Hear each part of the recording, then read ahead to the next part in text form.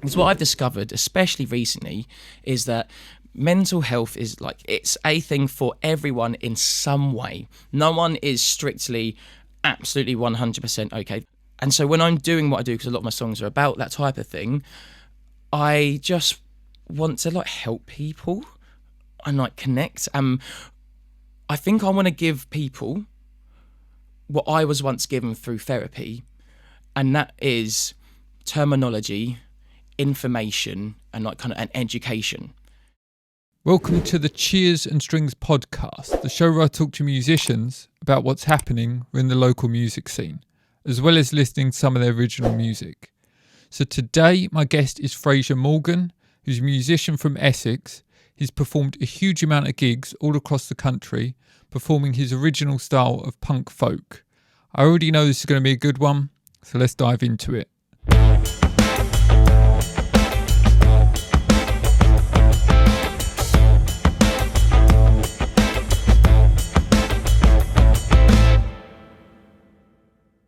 So shall I talk to the click? Shall we talk to the click? So how are you today? Make sure you're in time or it's going to be a problem. Yeah, God, kind of a podcast out of time. Absolutely. So, Fraser, thank you very much for joining me today. Hello. I really appreciate it. I massively appreciate you asking me to be on the show, Sam. Yeah, no problem whatsoever. So, you've done an obscene amount of gigs. Not enough. You've done over 1,000, I hear. 1,039, but Wow. who's counting? So, how long ago did you start gigging and how often do you gig now? Started gigging. I was 16 or 17. It was one of those two. I've got a very bad memory of my childhood. But yeah, it was around that. I was about 16, I think it was 16. And I don't know what year that was now, probably 1949, it feels like for me. Yeah, so I got a guitar for my birthday, 16th birthday, taught myself out of a library book. We didn't have internet at home. And I think I've still got that library book, so don't tell Braintree Library, because I think there's going to be a bailiff for me somewhere probably. And then, yeah, so I gig gigs, and now the frequency of my gigging has certainly ramped up over this past few years, because I realised how much I love it, and kind of the more you play, the more people you meet who might want you to play, or like gigging opportunities. And certainly like I've got like a little camper van, so that really helps, because that like is, I could drive there, but also I can then afford to stay there. I don't have to get a hotel. You can stay in your car if you want as well, but like I've got kind of that kind of flexibility. So that's certainly helped. But now it's like, it's at least 150 to 200 gigs a year, I think. Wow, really? Yeah. So I think since, I don't know, where are we now? October. So since my 1,000th gig on June the 8th, I've done, well, it'll be my 41st gig tomorrow, because I've got one tonight and one tomorrow. So 41 gigs in, I don't know, what's the math on that month? 4 months? 4 months. So you do about 10 a month? That's a lower dose, to be fair, Yeah. but yes, but it can be up to like 3-4 a week. It could be. Really, yeah. So I think my record is, I think it's 11 gigs in 10 days, 12 or 10. Yeah, that was really fun. I love that. Wow. So when did you start counting? I'm just curious with that, because Yeah. like, did you get to about 100 and then you just worked your way back, or how did that work? So my friend mentioned it to me. He was like, you should count your gigs. And at that point, I hadn't done like that many, and like I had like a record of a lot of them anyway. And I was like, you know what? Yeah, let's do it then. And I managed to go through and kind of re-find all the gigs that I'd done. And I got a really rock and roll way of doing this. Now, control yourselves. I've got an Excel spreadsheet. I know, with a formula and everything. So as I write in where I played, how many times I played it, it adds it up and tells me. And then when I got a website this time last year, I need to renew that. Otherwise I'm going to take my website down.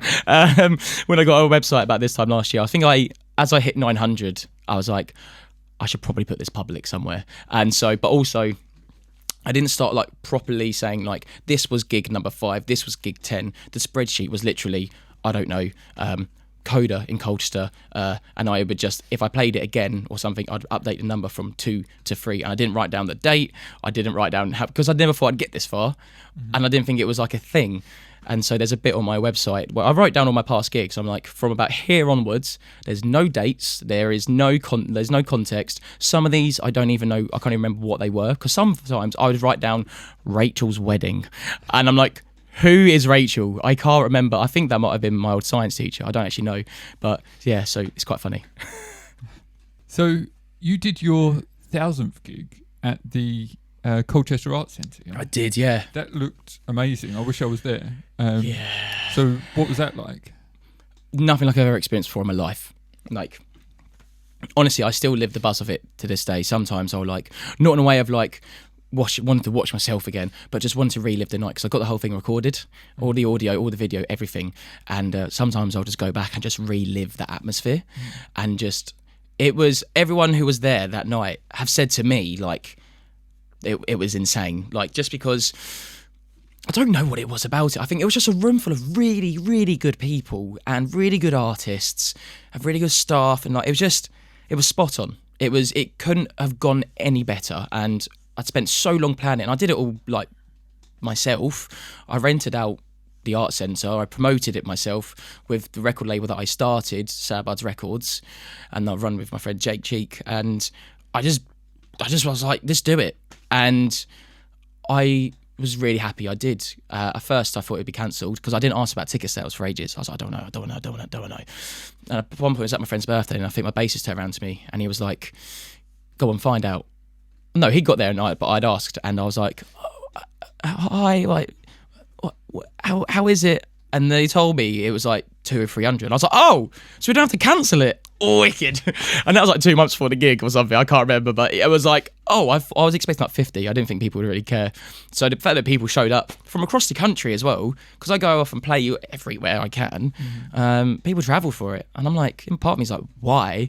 But that's probably because like I can't, probably like a not understanding, like a insecurity thing maybe. But it was an insane night. And I will hopefully be putting the footage out one day. Yeah, can't wait for that. Not gonna lie. So you say there were other artists as well playing? Correct. Yeah, there was. Their opening act is they're all good friends of mine actually. But opening act was Jackson Rivers, who is an incredible artist. And then following Jackson, there was a kind of Celtic folk duo called Armoured Man. And then followed that is a band called Shed. They're all of those people are very good friends of mine. And then there was myself with Fraser Morgan, the great catastrophes, like the full band. So yeah, it was really, they were so good, those artists. And what I was really happy about is that everyone showed up when the first, so the capacity of the art centre was 400 and we sold it out. When the first act was on, there was over like 200 to 250 people in the room already, and that was at 7:30. And the night went on till 11. So the 250 people came down for doors. I was like, oh, you're legends. Because I made it clear. I was like, come down for the first act and stay, please. Like, if you can, please do that. Not just because I want you there, but they deserve your time. And I actually put on the pre-party at a pub around the corner as a way to be like, look, we'll be here until 7. Doors at 7 are over there. Just have a couple of pints, we'll hang out, have a chat. I've got to leave at 6:30. I'll meet you down there. And then it worked. So, yeah, that was brilliant. Yeah. Yeah, because that is disheartening sometimes if you go to perform and then there's no one there. I've done that plenty of times. I'm sure you've done it a few times yourself. Yeah, no, it used to be disheartening for me. But now, I just reevaluated why I'm gigging. Am I gigging because I want to play to big rooms of people? Or I've just learned to, readjust my aims and my goals and what I want from these things. And what I've realised is as long as I'm playing to someone, I want to, and not in a way of like, oh, listen to me, I'm great. It's, I want to connect with someone.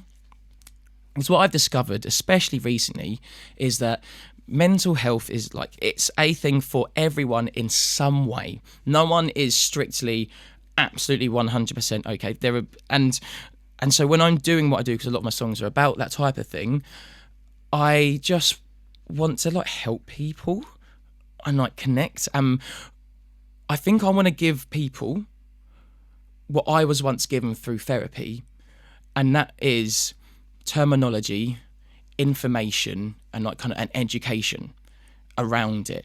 And so I'm very much the case of like, if I have something and it's helped me, I want to share it with everyone. I want to be like this, like I don't want, one of the things that makes me cry, I'm very, the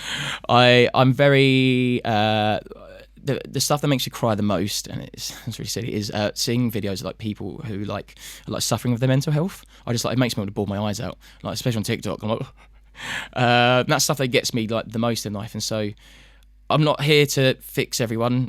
That's not my thing. And I'm not here, I'm not saying I have all the answers, but anyone who I cross paths with, if we end up in a type of conversation, if anything, if they were talking to me about things, if anything that I say may help or could help, then like I'm happy about that. But like I'm happy to try and look after my corner of the world, and anyone who passes through, they're welcome to take a seat and we can have a chat. And if I can help, then I'd love to. If anything that I say you don't relate to or don't like, then that's okay. That's part of life. I'm sure someone out there will be able to connect with you in that way and help you. So that's kind of my outlook on my music and rooms of people and support and stuff. Yeah. No, that's beautiful. Thank you. We recorded some of your music earlier. We did. Fantastic stuff. I really like the energy. Thank you. Yeah, there's a bit of that in there. So, yeah, one of which you've recently recorded and you've recently released. Yesterday, yeah. Oh, I love that song, actually. Thank you. And I just wanted to talk a little bit about that one. Yeah. Because it is an incredible song. It's so apt, I think, in so many people's lives, including my own. It's just so relevant to so many people. So can you just tell me a little bit about how you came to write that? And, yeah, for sure. A little bit about like the process. Absolutely, yeah. Thank you. So yeah, the song's called Ruminating, and I can't remember what exactly specifically I was panicking about at the time, but I think I was going through something at the time, and so that's the other thing about our anxieties. I can't remember it. It couldn't be that important, right? But in the moment, it feels so, that is so fun. It couldn't feel. Sorry, no. Sorry. So my ADHD comes out a little bit. It can't feel more real in that moment. But now I'm like, I don't know what I was panicking about. Yeah. And that's how insignificant it can sometimes be, or silly, even though, yeah. But basically, long story short, a little bit of the brain pain, the old spicy thoughts, yeah, panic attacks and all that sort of stuff, and just worry. And I was just like, I was just spinning the same thing round. And I like to, sometimes I've kind of realised a lot about myself, my mental health over this past year especially. And like sometimes me trying to do that, spinning it around my head, is me trying to find answers or trying to solve it. Or sometimes I'm trying to create certainty. If I play out a scenario in my head, at least it feels real, or I'm ready for it, or at least I've lived it enough times so that if it does happen, then I'm kind of prepared, or I've gone through it emotionally enough. Or I'm just, also a lot of it is about fear of rejection. But so basically I had engaged in that wonderful act of panic and kind of calmed down once the dust has settled, which is lyric in the song, because that's how it feels, like this carnage. And I kind of relaxed a bit, and I was like, that was dumb. Like, not in a way of like my feelings are insignificant, but I was just like, either way, I'm still sat in my room, and the process of like when I, traveling from A to B, it does like that. It doesn't make, you're always going to get to that end place. It's going to be the same. If I walk to the shop and back, it's going to be the same whether I think about things that are going to ruin my day or not. And so I kind of realised this circle that I found myself in. And I was like, why? And that's why the open lyric is, I really don't know why I always do this to myself. Like round and round my head I go, although it never helps. And so, yeah, it's the song is just navigating, ruminating, like just going over and over and over. And yeah, and it's literally, and like with the lyric, worrying's like a rocking horse is what my mum would say. It won't ever get you when you drive self-sane. Like growing up, my mum, if I'm panicking or worrying, she'd be like, I never got to meet my nan, but she would say, Fraser, what did my mum used to say? And I'd be like, worrying's like a rocking horse. I could do it all day, but won't get me anywhere. And so we ended up curating the artwork for that. A local artist called Caitlin Fraser to create the artwork for it. And so that song as well is, I wrote it And I was like, all right, cool. And I just longed it off. I just didn't think anything of it. I think I got it printed out because I thought I liked it. And then I was like, nah, I'll just fold it up and put it in my drawer. I didn't look at it for months. And then I found it again and I was like, all right, let's revisit this. Because I read the lyrics. I was like, I quite like that now. And I kept it. And now I play it. And I'm really happy that I found that paper again. Yeah, absolutely. Because as I say, I think there's so many people that go through that. Mm-hmm. Mm. And massively. I think a lot of your music, there are relevant stories, that people can glean things from. And I think it's a fantastic thing because thank you. You can help a lot of people, even though you might not necessarily see it on a day-to-day basis. No. I mean, I think it can help a lot of people. I think if it first started when I wrote a song called Mistakes Don't Define You, this kind of, I'd written some kind of, I wrote like a kind of mental healthy song, and it was for myself. And I wrote Mistakes Don't Define You because I was trying to process my feelings of anxiety, of upsetting my friends. And when I played that felt just nice for me. That was a cathartic process. And once I played that, people like that, I relate to that, and I was like, wow. And that kind of recognition of those words from people being like, oh, I was like, oh, you make mistakes too. Oh, mad. And then that's kind of contributed now to probably my confidence and my the ability to be vulnerable and confessional in it it's kind of coming second nature to me now because I practice it and it was accepted. I wasn't rejected when doing it, and people enjoyed it, people connected and related to it. And then I realised, wow, this helps people. You know what? When I'm going through, and then I just start writing about what I'm going through. And if I look at it and read and listen to it, and I go, you know what? I could have done with that song at a time in my life. Then I kind of keep it and release it. As long as I like how it sounds, and I feel I can relate to the song, then it stays. Yeah, that's brilliant. And as I say, going back to Ruminating specifically, that the sound as well is phenomenal. The recording and all Thank that is you. great, which we can touch upon a bit later. Yeah. But for Love now, to. I think if we just give it a listen, Yeah, we cool. can come back to that in just a bit. Legend. So let's do it. Nice one. Enjoy. This is the A-Team.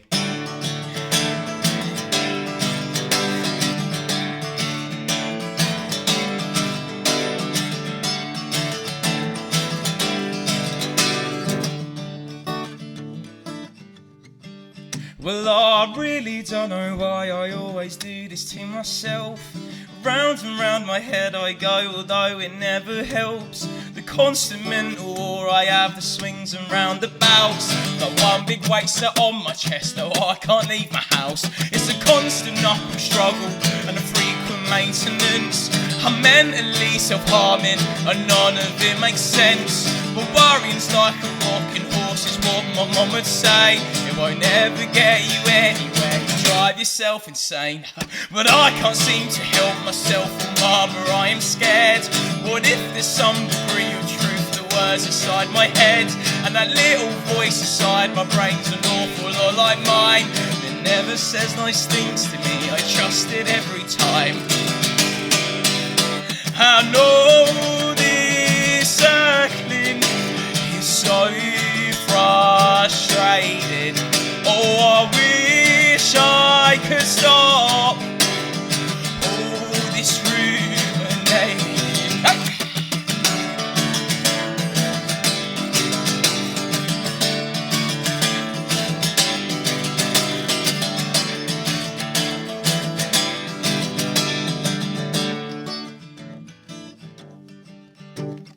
I'll pick out my skin in the form of anxious self-destruction to try and cope with the fact I'm struggling to function. I find it hard to pick between the truths and all the lies, but I'm caught in the whirlwind as I catastrophize, overthinking all the little things anxiety is trapping, creating fake scenarios that will never actually happen. And then my intrusive thoughts will all start to creep in and make me panic even or prevent me from sleeping. I know this circling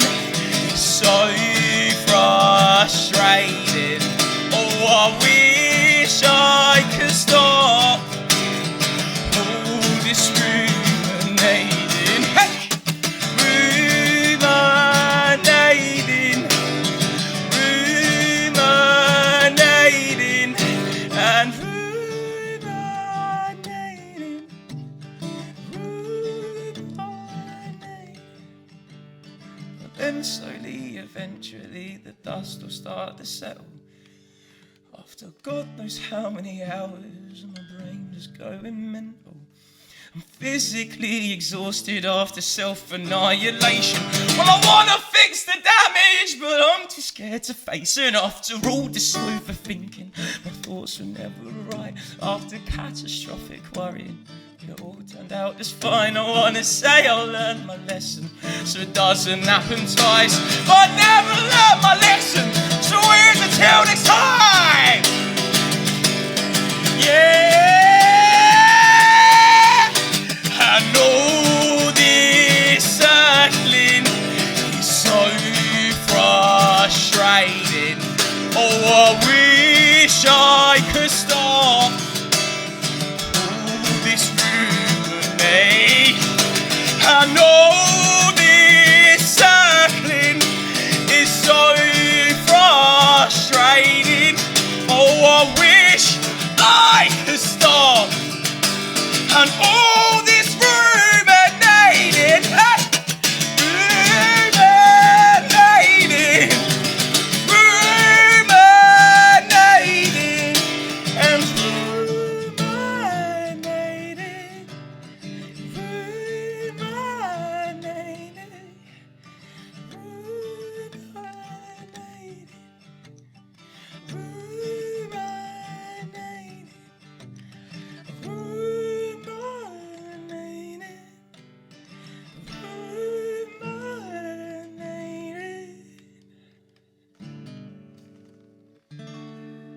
Got there in the end.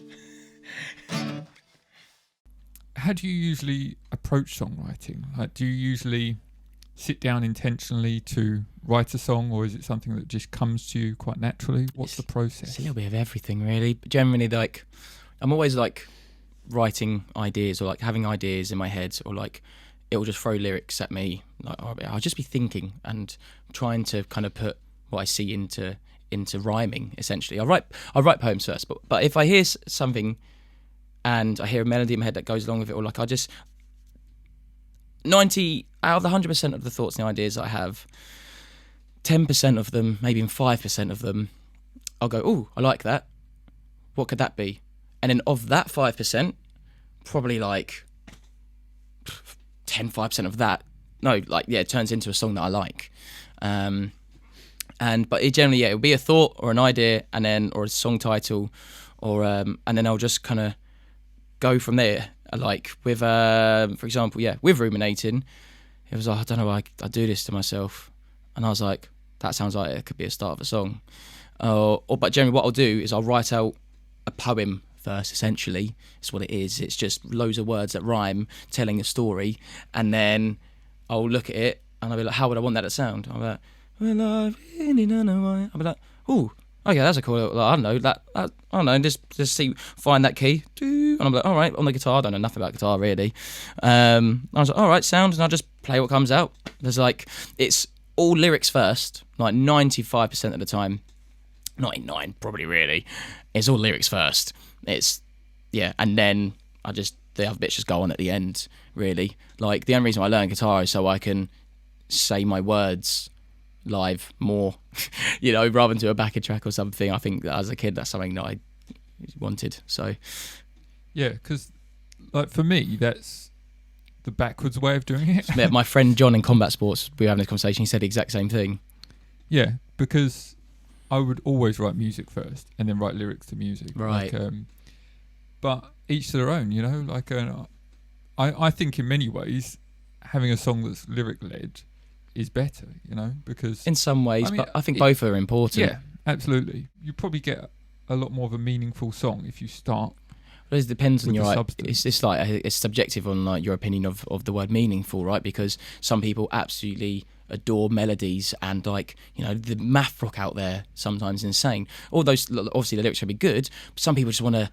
Some people can feel music really deeply, and so that they really connect to that. Whereas they might listen to my song Ruminating and be like, I'm lacking something musically. Whereas I might go and listen to a band who like focuses more on their melodies and be like, oh, I'm lacking the lyrics here. So it all depends on your idea of meaning, and all of it is okay, and all of it is no wrong answer when it comes to that. It's just what people like, you know. Couldn't agree more. Right, so when it comes to the recording process, I hate it. You hate it? Are you joking, or do you actually genuinely hate it? I hate it less now, but I used to hate it. Really? Yeah. Yeah. Oh, I love it. What's usually the process? Do you do it at a professional studio or a home studio? Cool. Yeah. So good question. So I did mention to you earlier off camera that it took me a while to actually start releasing music because I hated the idea of recording because I love playing live. But then I realised sometimes if you've got a song that people like, they want to hear it, and so kind of let them hear it, let them take that away with them. You know, if it makes them happy, then let them have that.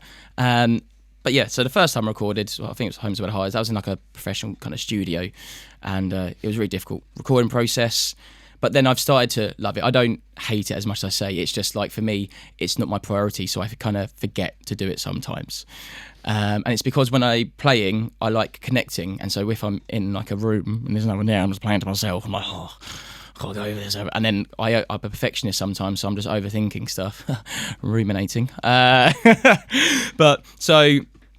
And then with a couple of the songs they recorded in my friend's clothing warehouse, we just used their clothes as soundproof and just got some mics and recorded it all. Mistakes Don't Define You, the music video for that, shows how we recorded Mistakes Don't Define You, Fell in Love Again, and Here We Go Again. And then more recently, basically with my band, what we do is, so my friend Ollie has got, he's in a band called Myopia, and I think the studio's called Myopia Rooms and Myopia Studio. Really good space, and it's just in the back of his garden really. And I just say to the band, right, let's go down there, let's record. I'll play live in another room, sing and play, and what we're going to record here is like Joel's drums live and Chris's bass, and they'll take that and we'll just fly through like 4 or 5 songs like that, just basically live takes. I think we might be changing things up, I don't know yet. And then what I'll do is I'll then go home and take it away, and just like, I've got a mic and a laptop, and I'll just record it at home, but in my own time, how I want to do it. Like in Ruminating, when I say, so here's until next time, you can kind of hear the room in it. And at first I wasn't sure if I wanted it, but then I loved it, and I was actually, that's one of those things that was an accent within a song that I quite like, so I've left it in. But we might be changing things up soon. But and that's a really cheap way to do it. We bash out like 4 or 5 songs in a day, and it's done. You know. But yeah, so I'll like kind of record the guitar and the mandolin and vocals in my own time to keep costs down, essentially. Right. So you play the mandolin as well? Yeah. In Ruminating, I play the mandolin. Oh, brilliant. And my next song, I've got a song on the EP coming up called Until Next Time, My Friend, and I play harmonica on that. Oh, wow. I know, right? Crikey. A little musio. What's the word? Musicoso? Well, you can do lots of instruments. Multi-instrumentalist? No, musios. Chuzioso. Musio. You'll know what I mean. We'll have to Google it, but there's a word for it. Right. Or the one you said there is also, that works. But anyway, you were going to say, sorry. Now, I was going to ask you about the production side of things. Like, do you do that yourself?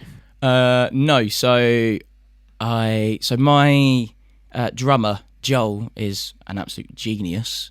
And what I'll do is I'll kind of be like, right, here's the files, kind of work your magic. And we're something we're still navigating, because we work in very different ways, we found. It's something that we're currently navigating and going to work out.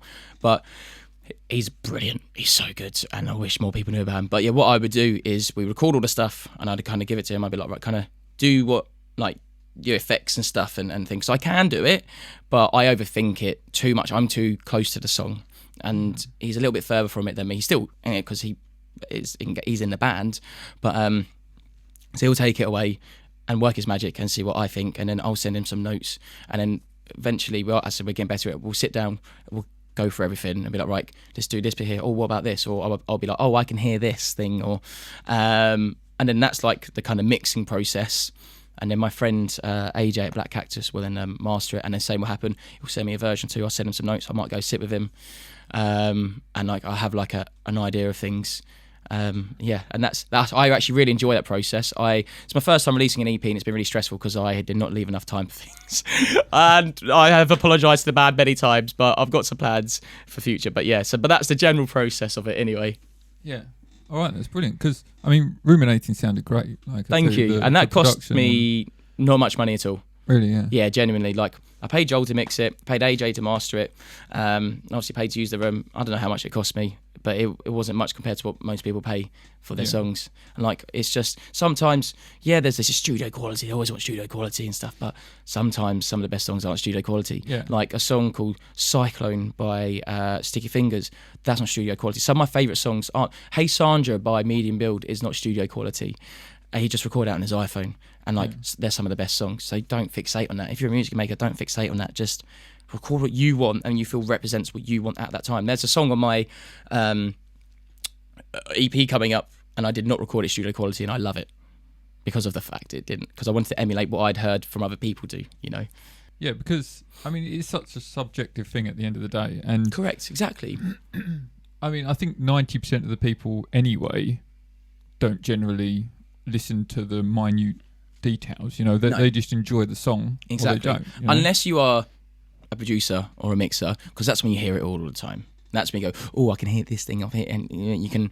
My friend who works in a music venue said he's kind of ruined music. He can't listen to music properly now because he's too into it. I'm kind of the same, actually. Yeah, okay, so you understand it's definitely taken something away. Exactly. Whereas a lot of people out there don't have that terminology. Like or not terminology, but the knowledge. Like I don't know what the ins and outs of, I don't know, making a cake is. I like how it tastes. Whereas some people are like, oh no, actually I did that thing wrong there, or I'm not going to notice that. Do I like how it feels in my mouth? Does it taste good? Yes, I'll have another one, please. Yeah, absolutely. As someone that has performed so much and has devoted their life to music, I would say, or at least a large part of it. I'm sure you've got many other aspects to your life outside of music, but as someone that does so much with music, what would you say your ultimate goal is? Like, what drives you to keep performing the 1040th gig and 1050th gig and so on? I had this exact conversation with myself, like basically the day before the 1000th gig. I was like, or at least after, because I was so busy, such a busy time. But I literally turned around to myself like, right, why am I here? Why am I still? Why am I still here in music? When I started it, I think it was a bit of an escapism, and it kept me busy. And it was something that I liked, and it just made me feel nice. And I think it has definitely changed now, and it's become. I think the reason why, my brain, sometimes because of the ADHD, I just go off a bit. Can you repeat the question for me, please? We can keep this in, don't worry, because this is human. Can you repeat your question, please? Sorry. So, what is your ultimate goal? That's right. Thank you. Music? Yeah. So, the goal is, I would love to just to be able to live off doing this. Right. I'm not looking for loads of money and all these glamorous stuff. I'm a very simple boy, Sam. I'm a very simple boy. I don't need much to keep me happy. I'm sure my friends and people and my partner would argue that. But from my point of view, anyway, I just want to live off going round, going to see cool places, meeting different people, new people. Like I met some really lovely people in Worcester like the other weekend. I'm about to meet them tonight in Stourbridge. Love that. That's what's important in life. Connecting with people, sharing stories, listening to people, and just that's where life is lived, in the gaps. Some of my favourite things to do is when I come home, is coming home from a big weekend, is doing my washing. The best parts of life are the slow, boring parts, and that's where life is the best. And to very long answer to your question, but I just want to live off doing this. That's the lovely goal. If I don't, okay, I'm still happy because I'm getting to do it regardless if I have my other job still. So, but that is like the end goal. It'd be nice if I could do that kind of full time, because then it frees up time for me to do some other stuff that I like as well, you know. That's kind of the end one, but you know, it doesn't have to happen because I acknowledge the fact that I am in a very happy, fortunate place in my life in regards to my music, and I have to acknowledge that and take stock of that, because I think it's very easy to get the visors on and go, and it's like, actually, not in an egotistical way, I'm very proud of how far I've come. I think it's quite cool. The child within me, 16, 15-year-old boy within me, I'm sure if I met him today, he would be like, you got that far? Because sometimes I forget that, even playing 10, 100 gigs is like an achievement. Playing 1 gig is an achievement, So I acknowledge that and I take stock of that, and that's I'm learning to focus on, and that's the important side of things, not the numbers and the stats. It's hard to not look at those things, but you have to kind of draw it back in sometimes and remember. Yeah, absolutely. So is that something that you succeed at in the sense of, like, do you have to work another job, or is this... I work a 9 to 5 as well, just doing some administration. Because that's crazy to me. I don't even understand how you manage to do that, like on top of doing that many gigs. Yeah, a lot of people say that. I don't know. I love music so much, and I will go away in a weekend and do 3-4 gigs, drive back Sunday, go back to work on Monday.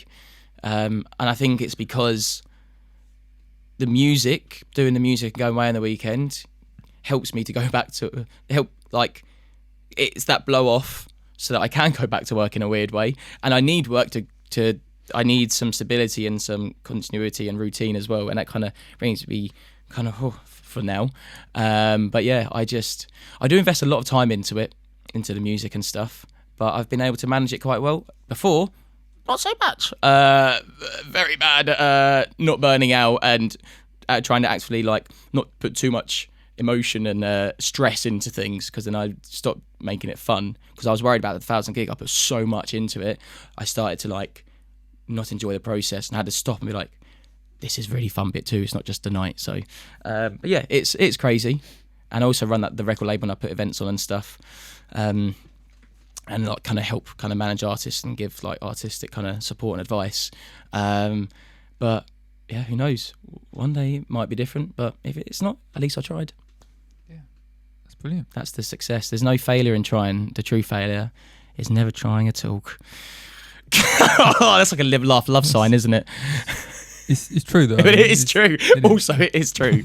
Yeah, just be proud of yourself that you tried in the first place, because not many people get to that step because they get in their own way and they're anxious or they're insecure or they let their thoughts get the better of them and stuff. It's like, you got here, buddy. Even picking up the guitar, that's an achievement. You did it. You tried. Fair play to you. I bought a trumpet. I'm bad at it, but I tried. I didn't fail. I was like, it's not for me. Right. As I say, I mean, it's so true. I mean, trying is just try. Who cares? Yeah. Just try. Fail often. Practice failure. Just go out there and try everything. Find what you like. Find what you don't like. Yeah. It's really important to and there's so much success, and you learn so much in finding what you don't like. Mm-hmm. Right. So I think it's about time we listen to another one of your songs. Yeah, this is Wonderwall. No. So what was the second one then that we did, or that you want to speak about? I think, you know what, we'll do, Fell in Love Again. Fell in Love Again. Yeah. Okay, so what is that about, if you don't mind? Fell in Love Again is a really... Falling in love. Sort of. It's a bit of it's a silly, fun song. I went to a bar, the Coda in Colchester, sat down with a book, not to be all cool and mysterious. I just wanted to chill out, but be around people. And then someone walked in, and my favourite sense is smell. I just like the way things smell. It's nice. And someone's girl walking in basically, and she clearly just washed her hair. I think it was still wet. And I was like, oh, that's a nice smell. What is that? I was like, oh, cool. And I was like, oh, that is a pretty person. Oh, that's quite cool. Okay, cool. Carry on and read my book. And then I think they sat behind me and they started speaking Spanish. I was like, oh, that's quite cool as well. And then I can't remember how, but we just started speaking and then had a conversation. And then I went home and I sat on my drive for about 45 minutes. And this song just kind of fell out of me. And it was a really silly song. And I thought I'd never play it live. But I just played it once at an open mic just to be like... and people really liked it. And I was like, why? It's so fun. It's fun, right? But it's so silly. And it's self-aware. And then... she followed me on Instagram, so I messaged her. So, by the way, it's great to meet you. She told me about some cool books, and I was like, I'm going to read those books she sent me, and then she never replied. So she didn't even read it. So she doesn't even know the song exists. She probably doesn't even remember that I exist, and it's probably my most popular song. Yeah. So it's quite funny. I mean, I don't think songs always have to be deep and complex. I want both. When I listen to an artist, I don't want to sit. Okay, please do. For me personally, this isn't the right answer for everyone. I want to hear those deep songs as well, but I want a bit of fun in there. Like I've written a new song, and there's like a reference line to Matt and Jeff Hardy, WWF fighters and stuff. Like, yeah, I want that kind of diversity as well. I don't want it to be constant barrage of just like, I'm sad, I'm anxious. It's like, I need a little bit of a light as well. Yeah. Absolutely. Right, so let's give it a listen, yeah? Yes. Fantastic.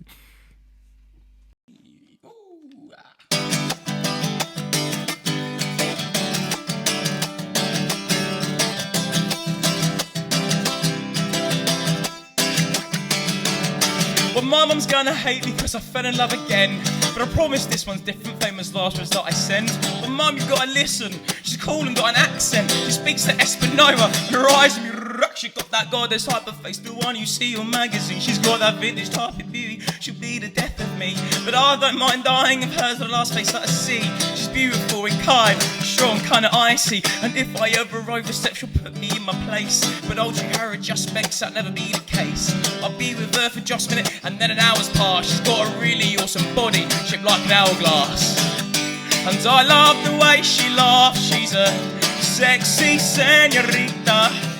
Her nose is like a button. Oh, mum, you've got to meet her.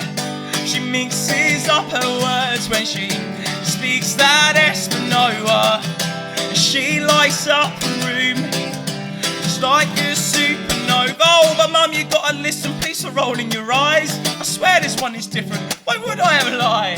But damn, she's leaving soon. She wants to go see Europe, but the blood is just a sickness and I really don't want curing. Now I know that this is all a lot, but mum, you won't believe this. When we went up to the bar, she even ordered Guinness. I sound like a broken record, and mama, please don't hate me, cause God, I think I'm falling, but mama, can you blame me? And I love the way she laughs. She's a sexy senorita. Her nose is like a button. Mum, you gotta meet her. She mixes up her words when she speaks that Espanova.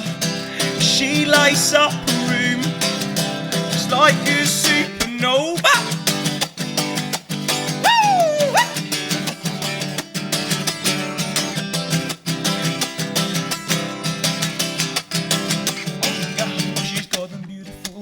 That you see on the TV, wonderful thighs, I can see them next to me. Her hair smells great, I can't seem to let it go. I really think I love her, I think it's pheromone. She's got them beautiful eyes like you see on the TV. Wonderful thighs, I can see them next to me. Her hair smells great, I can't seem to let it go. I really think I love her, I think it's pheromone. She's got them beautiful eyes like you see on the TV. Wonderful thighs, I can see them next to me. Her hair smells great, I can't seem to let it go. I really think I love her, I think it's. She's got them beautiful eyes like you see on the TV. Wonderful thighs, I can see them next to me. Her hair smells great, I can't seem to let it go. I think I really love her, I think it's pheromones. And I love the way she laughs. She's a sexy senorita. Her nose is like a button. Oi, mum, you've really gotta meet her. She mixes up her words when she speaks that Espanova. She lights up her room. She's a like a supernova. Hey, hey, hey! Yeah! Oh, yeah. Hey, hey, hey! Yeah!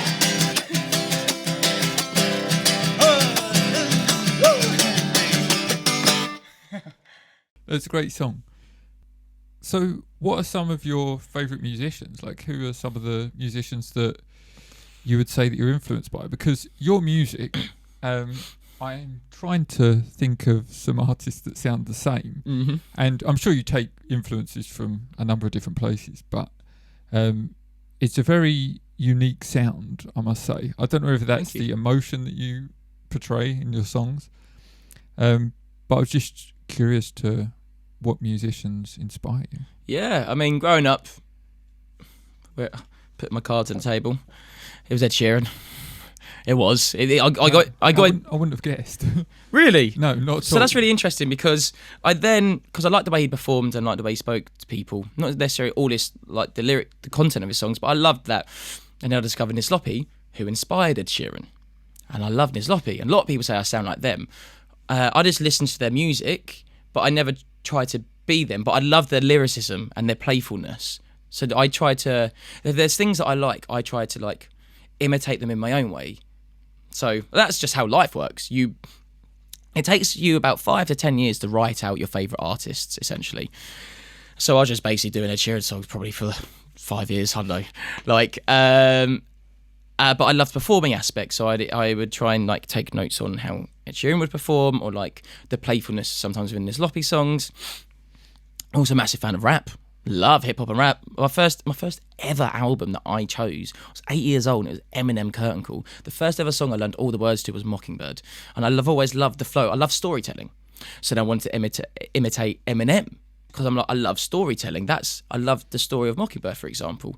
And so I tried to emulate kind of those things. And like now as I've gotten older, there's like newer artists that I've discovered who I really like. Like Medium Build is an artist that I've got a lot of time for, and not just in a way of like a crazy fan sort of way. It's just like I've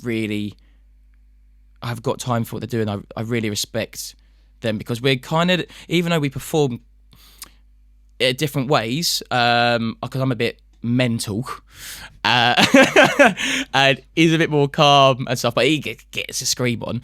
But our music is like quite similar in like this confessional vulnerability and like owning stuff.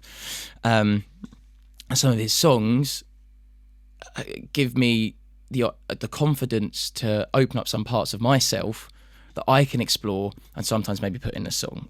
Or like the way that he treats, a lot of the times the artists that inspire me isn't always their art, it's them as a person. And what I like about Medium Build is that he's a lovely person. That was the big thing with Ed Sheeran that I picked up on, is I liked the way that he kind of was nice to people and didn't, at least from what the interviews I watched hundreds of his interviews, and I loved it. And so yeah, it's the same thing, and I like the way that Medium Build does that. So, and that's my like most recent one, and I've had the pleasure of meeting him a couple of times now. I spoke to him online here and there. Like he's a busy boy. His mate Paul's a legend though. Paul's got a cat called Teaspoon, which I love. That's so funny. I think about that sometimes. But yeah, it's just funny, isn't it? But yeah, so, and that's like that. But Medium Build is like the closest thing that I've seen to me, modern, who has found success, and that keeps me going. Not in like but it's like, okay, the world doesn't just want like the Ariana Grandes and like their lovey songs and stuff. They want songs about, I have gone through a really bad time, I've made some mistakes, and like and so that was really reassuring for me, and that's something that has also kept me going and inspired me, you know. So, but yeah.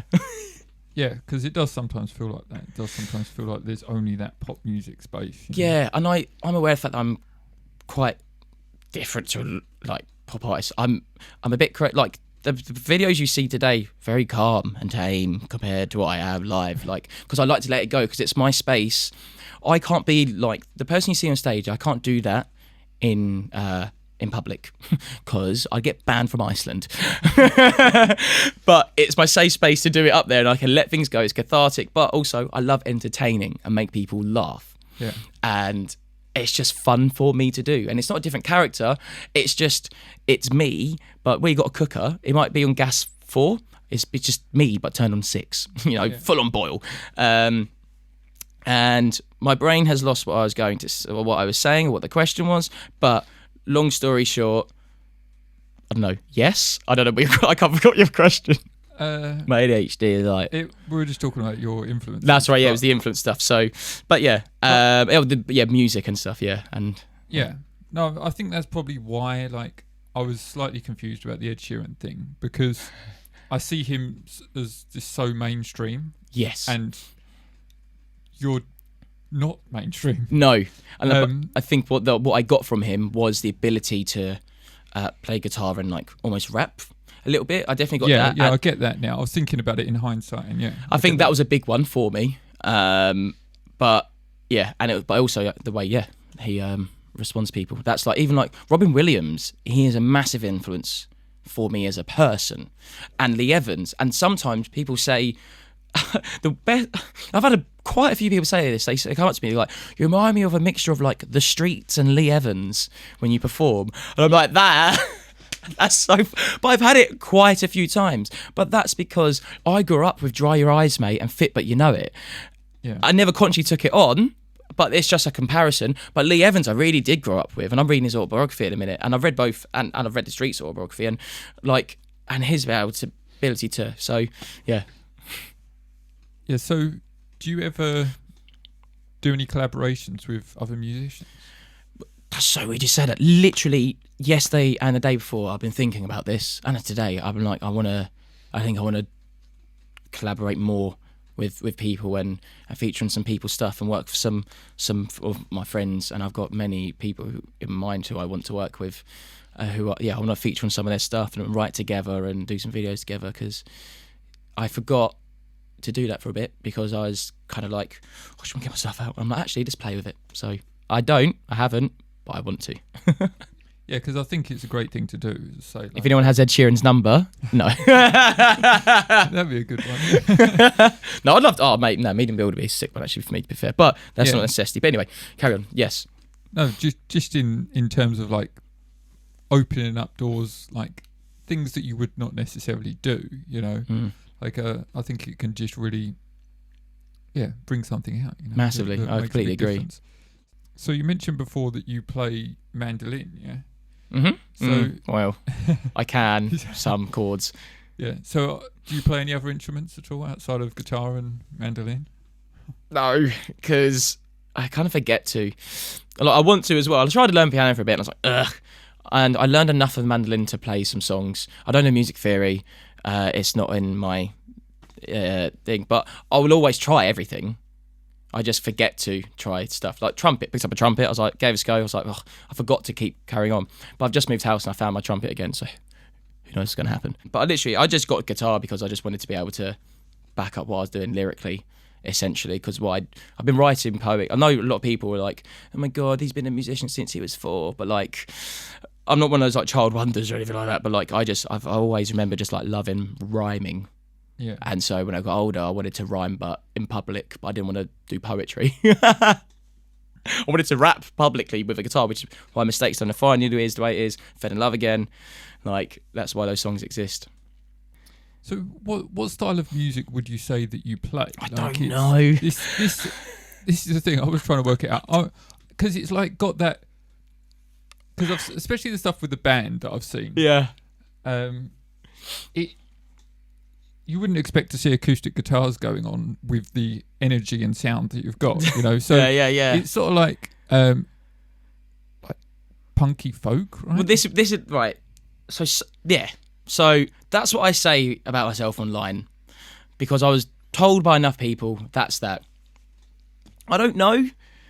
I started off singer-songwritery, but I think it's the energy around my songs that is that folk punk sort of stuff, with the singer-songwriter kind of melodies and choruses and kind of poppy layouts. It's like singer-songwriter on crack. Is that a genre? Is that, if anyone knows? If it's not, it should be. Yeah, it's like crackhead singer-songwriters. Like, I don't know. Like, but it is. It's because I'm quite energetic, and but I've thought about it so many times, and I go to write it down. I'm like, is it folk punk? Is it singer-songwriter? So now I just say singer-songwriter, folk punk artist, Fraser Morgan. I'm gonna have to fit it out. So, but I don't know. Just whatever you think. Yes, I don't mind. Yeah, because I think in many ways it's not even. Not that it's not relevant, but it doesn't matter, right? No, in if you some want to ways, box me, no, no, so you can put me into it. Please don't box me because I'm very fragile. But Yeah, but I know what you mean. People like to have that thing Yeah. and they know what to do with it. But now it doesn't really matter because back in the day it mattered a bit more. But nowadays it's just like what you ask anyone they're into, like, what are you into? Bit of everything. Yeah. A bit of everything. Yes, of course you are, you know. Yeah. Because obviously you want to get your music out there. You want to. I mean, it'd be great if you could build an audience, right? I mean, you've got an audience already, but Yeah, I'm really happy with that. The fact I've got like even one person's audience. Oh, Jesus. But do you feel like you have to be somewhat consistent in terms of releasing music, in terms of the style? Wow, so that's a great question. So for a while, I was like, that's a hard thing. When you've got like a song that people really like, your brain wants to be safe and go, do that again. Like, let's do that one again because people liked that. But what people liked about that song is that it was like, you didn't write that because you wanted people to like it, sort of thing. You know, songs out there do exist like that. But the reason why the songs that people have liked of mine so far, I didn't write because I was hoping they'd like it. I'm not going to write Never Fell in Love Again. I can't do that. It might act, but I can't constantly do that. So that used to get me down, like, I need to write Never Fell in Love Again. I need to write Love and Mistakes Don't Define You. And now I'm just like, I'm just going to see what happens. So after my 1,000 gig, I didn't write for months. And then I wrote a song. And it might release it one day. But when I went into the song, the great thing about it is like about 5-10 minutes into it, I was like, I don't really like it. I won't. And then usually I'll be like, But the great thing you should do when you're creating is once you enter that headspace of, I don't know if I like this isn't good enough. Blah, blah, blah. Number one, there's no good or bad in creating. It's just make something, it doesn't really matter. But once I found that headspace of, I don't know if I like this, that's an opportunity for gold. Because you then, when I first wrote these songs that people like, I didn't write them to like them to be good songs. I just wrote them because it was fun to do, right? I engaged in the act of play during creation, which is why the song turned out the way it did. The song wasn't good because good, it depends whoever listens to it, but people don't think it's good. Yeah, I didn't go into it to write a good song. I just went into it because I wanted to have fun with writing it, and people kind of pick up on that. And so when you go into writing, once you enter that headspace of, I don't know if I like this, or you get into your head about it, excellent. Keep doing it then, because now you don't care. Write the song because you don't care about it, because that opens up play. And so with that play, that begs the opportunity for diamonds in the mud. And then you're having fun with it. You're like a kid with crayons again, or a kid with Lego. When you build a Lego house when you're 4 years old, you're not going to be, I'm going to move into this one day. You're just like, that was really fun. And you just knock it down and put it away again. And enjoy the process and just have fun with it. And then that song, I just did that. I was like, right, I don't care about it. I'm just going to finish it. There's be a laugh. And now I remember I like the process of creating. I don't write songs because I hope people like them. Same way that I don't cook because I hope people like it. I'm cooking because I love cooking. And so that song I now love because it brought out really fun lines. Like there's a line in it about we could tag team like Matt and Jeff Hardy and Swanton bomb the thoughts away. Like, that is such a silly, fun line. And I wouldn't have come up with that if I tried to write that song. Because when you try, you box yourself in, and there's no room for play and experimenting, imagination and creativity, because then you're sticking to a formula. Formulas aren't creative. They can be music theory, I know, but it just begs the opportunity for a whole new world of lyricism and tempos and rhythms that you haven't explored yet, because you're not scared of failing. That's the other thing with creating in the act of play. You're not scared of failing, like because then you're just playing. So if I go into a song and I go, I don't like this song anymore, because I'm going to finish it, I now don't care how it sounds, which means you're no longer fearing that failure. And that's the best thing about that space of writing, which is something that I engage in more and more and more. And hopefully the lyricism and the songs will kind of, what's the word? Fucking go with it. Sorry, just can I swear on this? Yeah, no problem. Cool. Yeah, so, I mean, I think that's great. I think it's good advice for musicians, because I think people can just get stuck just doing what they want people to hear. Yeah, massively. And having fun with it. As you say about the Matt and Jeff Hardy thing, that stuck out. Like when I went to see you. Oh yeah, I played that song there, didn't I? Yeah, that stuck out to me. And because it's not the usual thing you hear. No. And it's something that Also, it just took me back to my childhood watching wrestling. But yeah, exactly. And with that line, because that song's about my, I'm aware of the fact that my anxiety gets the best of me when I am like in a relationship and stuff. And it's like, yeah, thanks for loving me. What is the lyric? It's and every time I spiral, you listen to every word I say. We could tag team like Matt and Jeff Hardy and Swanton bomb the thoughts away. And it's like, how silly is that? I wouldn't have written that stupid line. Yeah. If I tried to, same as Fell in Love Again. When I wrote Fell in Love Again, I didn't care. I just knew it was stupid. So, but yeah, sorry to interject. Yeah, no problem. Right, so if we could listen to your last song, if we could, what was the last song we did? One Brick at a Time. One Brick at a Time, yeah. So when did you write that and what is it about? Yeah, when did I write that? I wrote that a year and a half ago, maybe 12 to 14 months. Where was I living? That's when I remember it. Yeah, it was about a year and a half ago. So the song is about basically how there's no right or wrongs in life, because like it's, you know, the open line is the act of wabi sabi is about embrace our imperfections and that beauty doesn't exist and all that, and you'll hear it. And yeah, and the song is basically it ended up being about the cycle of pain, and a lot of it is about family trauma and the cycle of it. It's also largely about how you have no control over how people treat you, but you can take control. Don't give them the control and blame them. You can take control and you can choose how you respond to it, because that's sometimes the most freeing thing you can do. And also how bad things happen, nothing you can do about that, accept it. Because that's the bad thing is bad, but it's the bit after that's the worst bit, where you think about it and go over it. And I know if you, because the amount of times I know, I will picture an argument while I'm shopping and stuff, and before I know it, yeah, like my hands are sweating, my body's getting ready to fight, and I'm literally looking at like, yeah, mixed veg and Aldi, like, and this, like, it was almost like ruminating, but like, yeah, it's the acceptance of things. I don't always do it, and sometimes I will engage in the act of going around and stuff, but that's what the song's about. And it's like acknowledging that, yeah, all those things, that sometimes family is mental and they tried their best.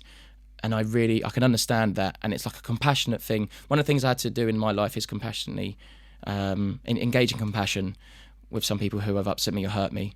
And that's really helped me. So the song is about kind of those 3 or 4 themes, really. Yeah. All right, brilliant. Let's give it a listen, yeah? Thank you.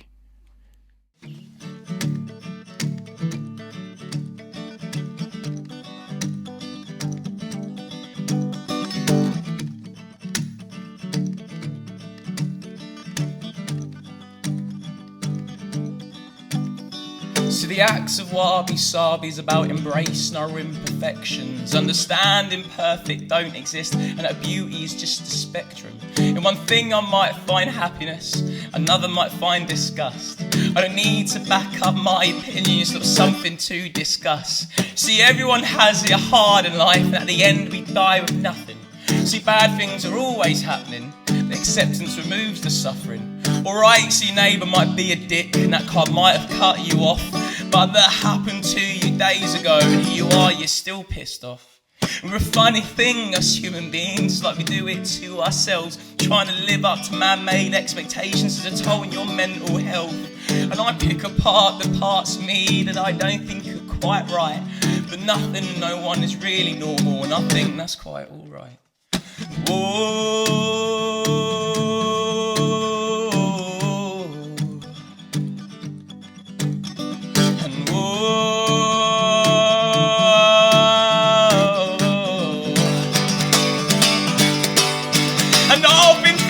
Quite a bit about some of the things our parents did. Some questionable decisions were made, but I really look back on it. But I'm letting go, not being mad. You tried your best, and I relate to that. And I know your life, but I know your past. And growing up must have been hard, but is it all we really are in life? Picking up where they left off, trying to fix the things they did to us, and righting all their wrongs. But pain is just a cycle, and I'm taking off the wheels, not letting these tyres spin again until my hurts have healed.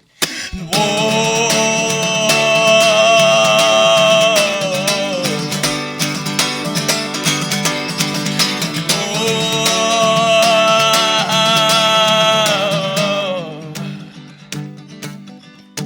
And it's not easy to show forgiveness to the people who have hurt us.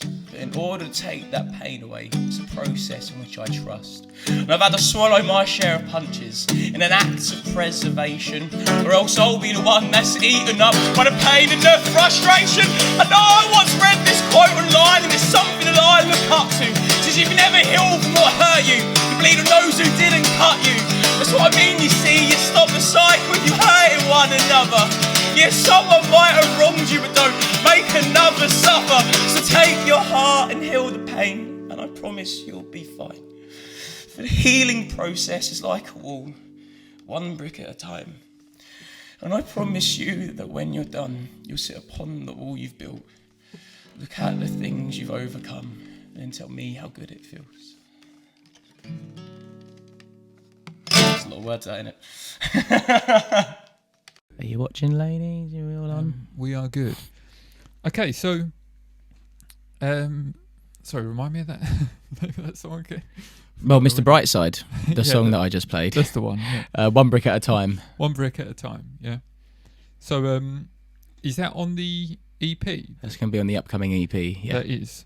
So, can you tell me a little bit about that EP and when it's coming out and what it's all about? It's coming out on Friday the 1st of November.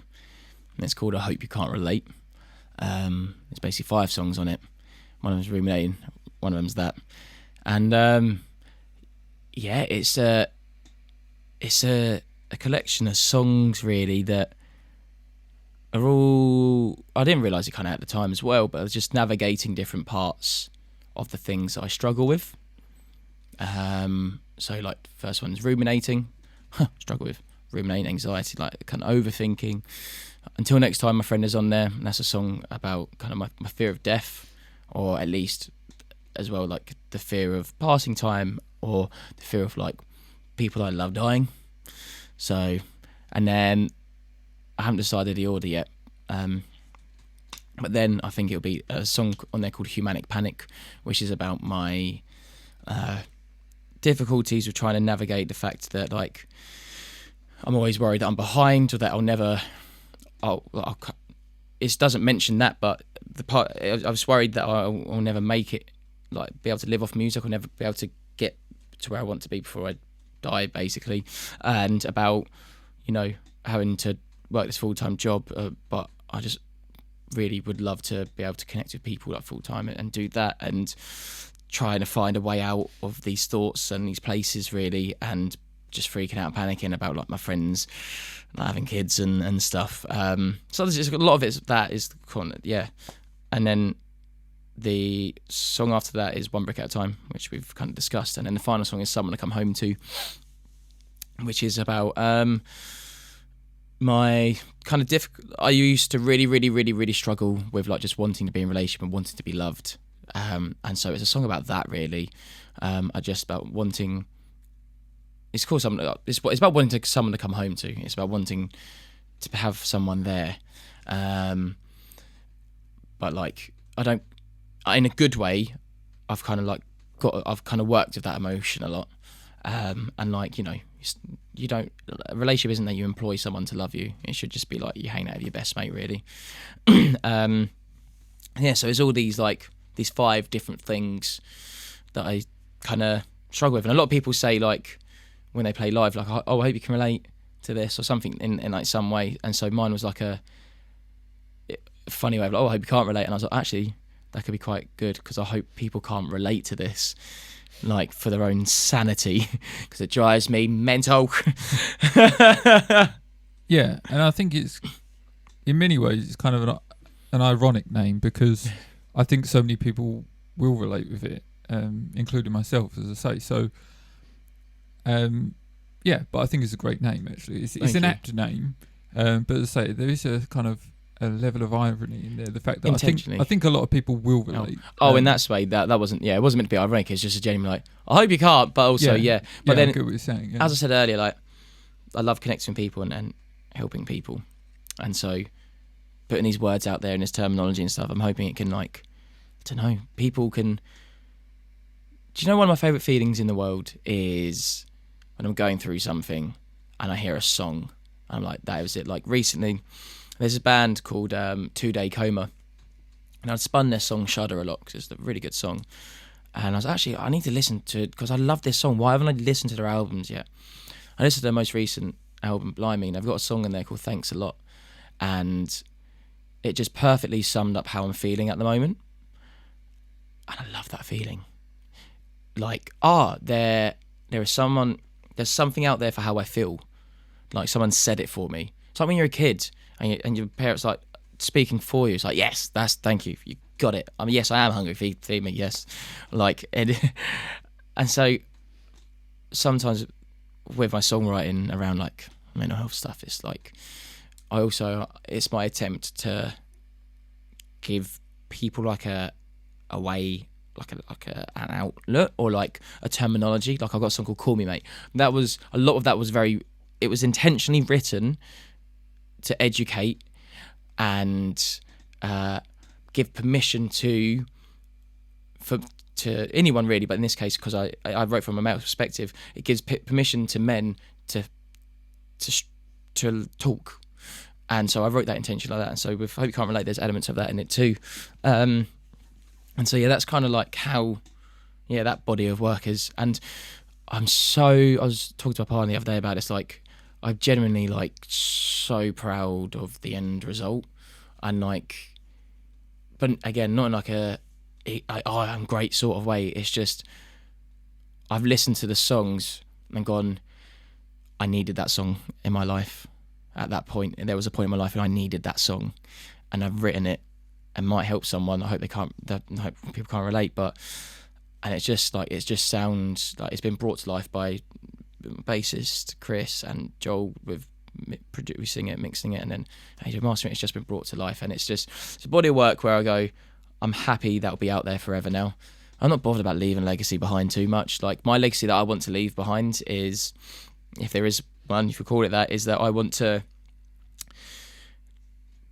But basically, life is C is death, B is life, and I understand that B, that middle part, can be just really hard, and I want, if I can contribute to someone's life in some way where I've made patches slightly easier, that's my kind of legacy that I want to leave behind for the world. I want to help someone think a different way about something and remove, even if it's 1% of suffering from their life, so that they go, actually, I'm not going to do that thing again. No, I usually do an anxious thing or something.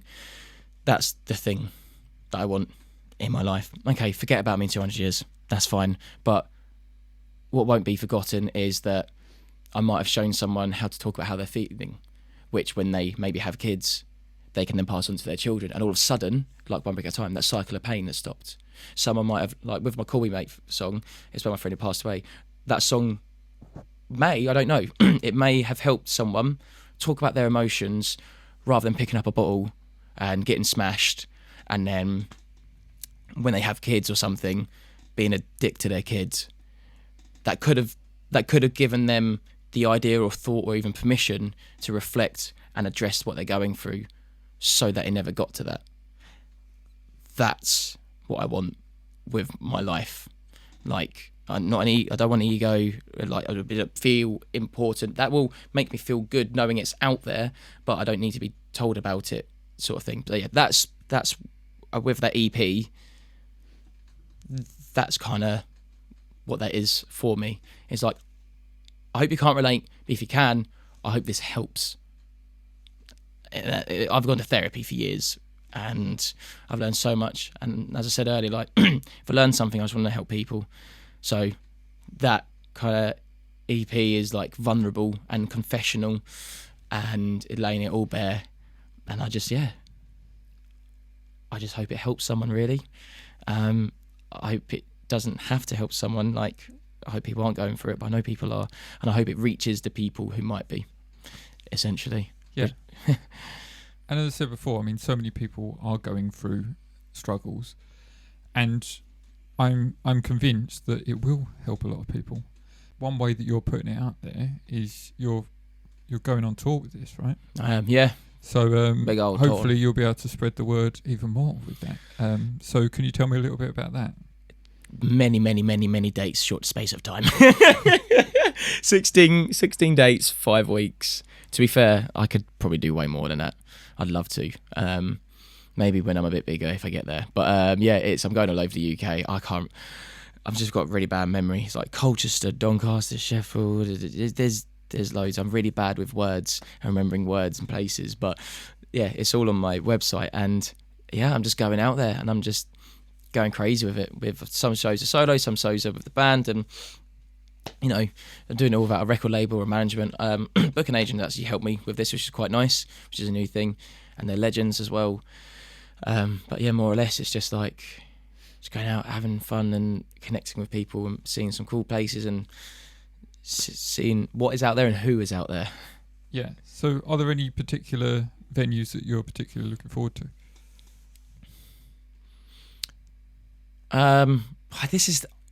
It's like picking my kids sort of thing. Like, I love them all.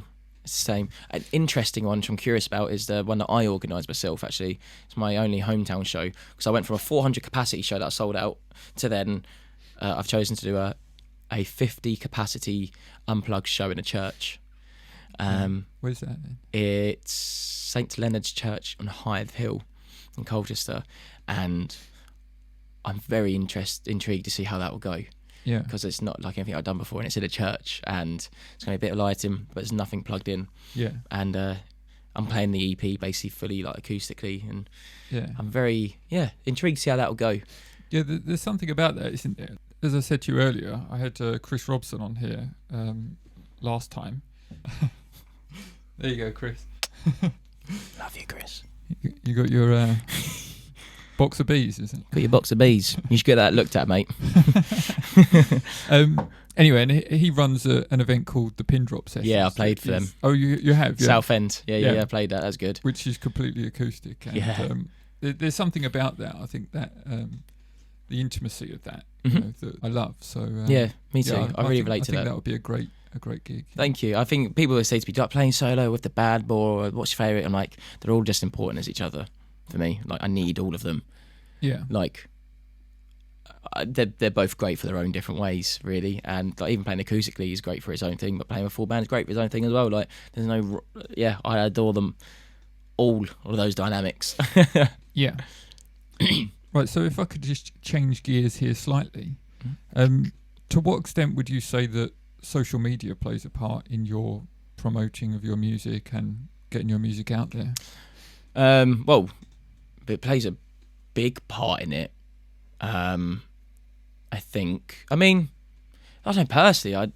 It's really annoying because I don't really always want to do social media. I might use it to, like, put something funny up or, like, try and connect to people in some way. But, like, using it to promote, it's like, it's tiring and it takes up a lot of your time, and it's hard to not look like a narcissist when you're doing it. It's like, hey, listen to me all the time, and I hate it, and it's tiring. But I have to look at my life. What do I want? Okay, if I want to live off this and I want to connect with people, then you need to put your fear of looking like a narcissist or people thinking, oh, that Fraser's an idiot. You need to put that aside, because your goal is to connect with people. And then you're going to let some people's thoughts stop you from connecting with people and maybe potentially helping people. It's no longer about me. Grow up. Yeah. Just do it. And so, yes, it plays a part of my life, but gigging is way more important to me. And I'd say 95% of the people who listen to my music and come to my gigs and are kind enough to, like, buy some merchandise, 95% of people I've met get out playing shows, like, minimum. Yeah. So, and I still do, quote unquote, old-fashioned way. I just go out and gig as much as I can, but I'm also doing the social media side of things as well, because, you know, it's sink or swim, you know. And what do I want? I want to connect people. Right, go and connect people with social media, buddy. So yeah. Well, so with that in mind then, so where's the best place for people to find your music online? So my OnlyFans is... I actually considered doing that once as a publicity stunt, not to, like, do OnlyFans, but to make an OnlyFans account and, like, post videos of me playing. I thought that'd be quite funny. Not playing with myself, the guitar. Yeah. That's his name. No, I'm joking. Anyway, where can you find me? Watchdog, Pornhub, Instagram and Facebook, and I actually got eBay. But you can find my stuff I'm selling on there. And not my internet, my website. It's all Fraser Morgan. Fraser Morgan, yeah. UK. FraserMorgan. Yeah. And so then you've got Instagram, Facebook, you've got your own website, right? TikTok, YouTube. TikTok, Yeah. yeah. So if people are interested to Vinted. come to one of these gigs on this up and coming tour, Don't do it. Don't waste your time or money. It's probably better just stay at home. Like, spend 5-10, just stay at home. Is Blockbuster still a thing? Go and get a DVD from Blockbusters and just get a bag of M&Ms and just sit down with your thoughts, because that's way more fun than coming to watch me play. No. there's an endorsement right there. No, if you want to, there's tickets on my website, upcoming shows. There's a little tab on it. I made it myself. Ching. And yeah, it's all my bands in town as well. It's all. The website is like the Fraser Morgan directory of my life. And if you want to see me post pictures of myself or funny angles of my face, Instagram stories are the one. Yeah. Cool. Sounds good. Sorry, quickly before we wrap up here. Yeah. You know the tour that you're doing. Yeah. To what, like, how many gigs are just you solo and how many are with the full band? I was thinking about this the other day. I never worked it out. So there's 6 at the start, 16 shows, 7. I think 7 are solo. No, it's half and half. It's half and half. Yeah. 8 of each. Right. It's 8 of each. Yeah, it's a good mix. No, I'll have to try and make it along to one of the full band ones. Don't. Because Just stay at home, get a DVD for Blockbusters. Yeah. No, you have to let me know which ones. Yeah, because you saw me solo, we haven't seen with the band. Yeah. It's a different dynamic, and I bet. Yeah. it is funny. Like, we just rip into each other a lot, and people have asked, like, "Do you mean that?" I'm like, "What do you mean? Do I mean that? Of course I do. I hate these pricks." No, but yeah, we just rip into each other, and we have a laugh, and we just play around. It's just so dumb because, like, that's like, we've done it so much. Like, we just trust the ability of having fun more than not playing well as such, but, like, Yeah. you know what I mean. Yeah, absolutely. Right, well, thank you again. I really appreciate you coming on, because Genuine this pleasure. has been fantastic. Like, I've really enjoyed the flow of conversation. You know, It's like, been beautiful.